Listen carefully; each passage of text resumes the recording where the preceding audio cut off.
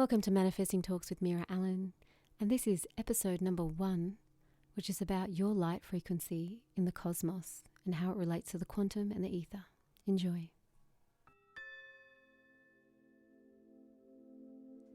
Before this life, before this earth, before this solar system, before this galaxy, before this universe, before the multiverses, before this cosmos, before everything, before existence. The great emptiness is a possible beginning of the universe in the infinite past of physical time. Astronomers have discovered evidence to suggest that the universe came into existence 15 billion years ago in a gigantic explosion and has been expanding ever since. Not only has it been expanding, but it is also growing in complexity and becoming more and more differentiated. Some scientists also postulate that this movement from unity to multiplicity will eventually be reversed and will go back to unity once more. The universe will then stop expanding and begin to contract again and finally return to the unmanifested, the inconceivable nothingness out of which it came, and perhaps repeat the cycles of birth, expansion, contraction, and death again and again and again. So, for what purpose does the universe go to all the bother of existing? Asked physicist Stephen Hawking, realizing at the same time that no mathematical model could ever supply the answer.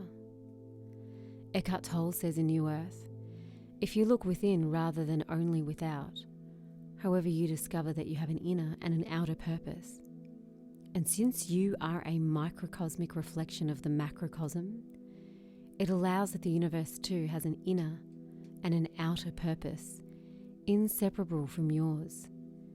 The outer purpose of the universe is to create form and experience and have the interaction of the forms, the play, the dream, the drama, or whatever you choose to call it. Its inner purpose is to awaken to its formless essence. Then comes the reconciliation of the outer and inner purpose to bring that essence of consciousness into the world form, thereby transform the world. The ultimate purpose of the transformation goes far beyond anything that the human mind can imagine or can comprehend. But yet, on this planet, at this time, that transformation is the task that is allotted to us. That is the reconciliation of our outer and our inner purpose. The reconciliation of the world and of what we know as God or the oneness.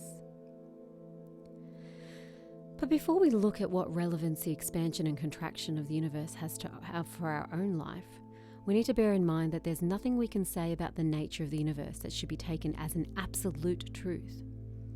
Neither concepts nor mathematical formula can explain the infinite. This is often described in quantum cosmology as follows. For the epoch of great emptiness, particles are extremely rare and effectively massless. Only expectation values of fields and average fluctuations characterize the light-like vacuum of this empty universe. The light-like vacuum of this empty universe. The physical content of the early stages of standard inflationary cosmological models is the light-light vacuum. Towards the beginning, the universe is almost scale invariant. This is best seen by an appropriate choice of the metric field, or scientifically known as the infinite primordial flat frame. Observed in homogeneous universe, it can evolve from the light-like vacuum in the infinite past, and therefore can have lasted eternally. This universe has evolved from the light-like vacuum in the infinite past and can have lasted eternally. But what is our role in this connection to this vast emptiness of nothingness in space? This light-like vacuum that scientists speak of? Is it in our menial day-to-day tasks in life? Is it to keep the species going? Is it to be educated or be successful? Whatever success means per individual, so different. No. It is not any of these things. The great masters and teachers remind us that it's simply to go back within into the vast emptiness. The emptiness is the source from which we came, or that light-like vacuum that scientists speak of. We human beings have a very rare and special gift. We have an opportunity to become part of this nothingness consciously. We can use this connection to enter this light-like vacuum as an actual experience to merge and become one with the great emptiness, or should I say paradoxically, the great fullness that we are from. Some people call it the soul, some people call it love, some people call it the Holy Spirit. Whatever we want to name it, that beautiful spirit that we are a part of is something that we in a human birth form can consciously have access to. The masters often talk about sitting within our meditation, focusing within the third eye, and piercing through with that faith of a mustard seed into the infinite heavens of God. Or piercing through the Tisra Til, the eye of the sesame seed, through the third eye in Ajna, the eye center, and in our meditation practice, merging with the light and sound from within. In quantum physics, the concept of existence is closely tied to the measurement process. According to the principles of quantum mechanics, particles do not even have a definite state until they are observed or they're measured. This is also known as the wave function collapse, where the superposition of states of a quantum system collapses into a specific state when it is observed or measured. Before the measurement, the particle exists in a state of superposition, where it can exist in multiple possible states simultaneously. Therefore, in quantum physics, the existence of a particle is defined by its wave function, which describes the probability of finding the particle in a particular state. The wave function provides a mathematical description of the particle's properties, such as position, momentum, or energy. The wave is simply the sound wave that carries light. So what does this really mean for us? What does this really mean where the quantum is part of what we, earthlings, humans, have a huge connection and attachment to?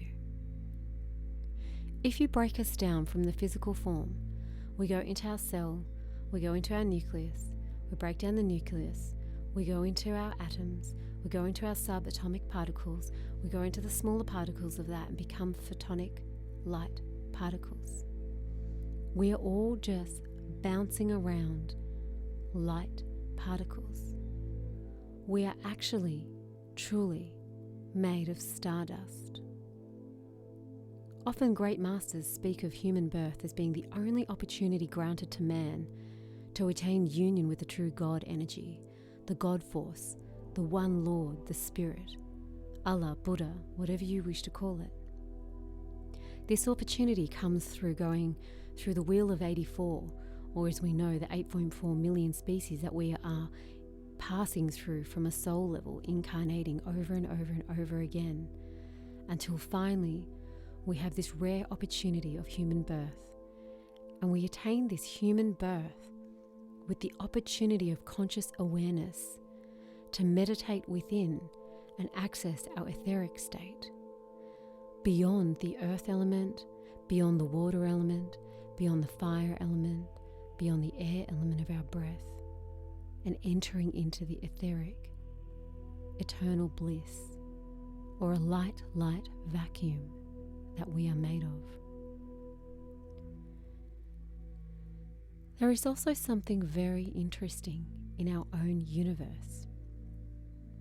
If we, on the external level, are part of this light vacuum, on this earth dancing around in our solar system around our sun, and if our physical bodies have the exact same density as land mass on the planet Earth, and our physical bodies have the same water mass as what the Earth has liquid on this planet, in our oceans, and if we have the same kind of structure as the core of our Earth, which is the same mimic of our flame and our digestive fire, that metabolizes us and clears our body from toxins and waste, if we have the same dynamic of carbon to oxygen, just the way the rainforest will breathe in through our lungs, we as earthlings mimic this beautiful and divine planet Earth.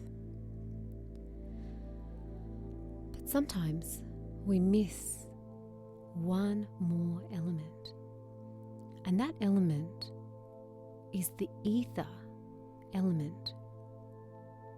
But how do we connect the planet Earth to ether? Well, that's a matter of looking at space. If you think about how much space is all around us, that is how much connection we have to ether all around our little earthling planet. So we'll now come back to some hard science. NASA's exoplanet exploration program there was an article written by Elizabeth Landau, and she describes something pretty beautiful when we talk about the formlessness and the sounds of that etheric space that our planet Earth is dancing in. It says, "We can't hear it with our ears, but the stars in the sky are performing a concert, one that never stops. The biggest stars make the lowest, deepest sounds like tubas and double basses. Small stars have high-pitched voices like celestial flutes. These virtuosos don't just play one note at one time. Our own sun has thousands of different sound waves bouncing around inside it at any given moment." She goes on to say, "Understanding these stellar harmonies represents a revolution of astronomy. By listening for stellar sound waves with telescopes, scientists can figure out what stars are made of, how old they are, how big they are, and how they contribute to the evolution of the Milky Way galaxy as a whole. This technique is called stereoseismology. Just as earthquakes, or Earth's seismic waves, tell us about the inside of the Earth, stellar waves result in vibrations of starquakes, revealing the secret inner workings of stars." End quote. So if scientists at NASA are writing about these cosmic symphonies going on, if the external cosmos is a true reflection of our internal cosmos, then really the Earth, 70% water, is our human body. That Earth, 30% landmass, is our muscle, bones, tissue, organs, and skin. The fire really is the core of the Earth processing waste, and our digestive fire is really in our bellies, known as that Agni, the same ratio to the planet Earth as we are as human beings. But what around this Earth is space and of ether, the infinite, the untapped, the vast realm surrounding our planet. What of ourselves are the mystery within us beyond our minds, the untapped space between space, between space. Where the external cosmos in the 3D world is a direct reflection of our internal cosmos. We have such a beautiful, beautiful gift. And now is the time, in this day, in this earth, in this era, we come to sit in our meditation, in the stillness, and we sit on this planet called Earth that is spinning around one of the many suns in an infinite universe, that in an illusionary body made of nothing, which turns out to be everything. Everything meaning a permeating vacuum of light that exists within symphonies in waves and celestial flutes of the stars residing within us. We have a chance, this lifetime, to attach to that light-like vacuum and those inner symphonies of sound and raise our frequencies, so each one of our souls starts to feel that oneness of the ether and finds that spaciousness. And thus humanity, through a wash of symphonies of stardust in human form, we will lift the frequency of this planet Earth. My name is Meera Allen. I hope you've enjoyed this little reading.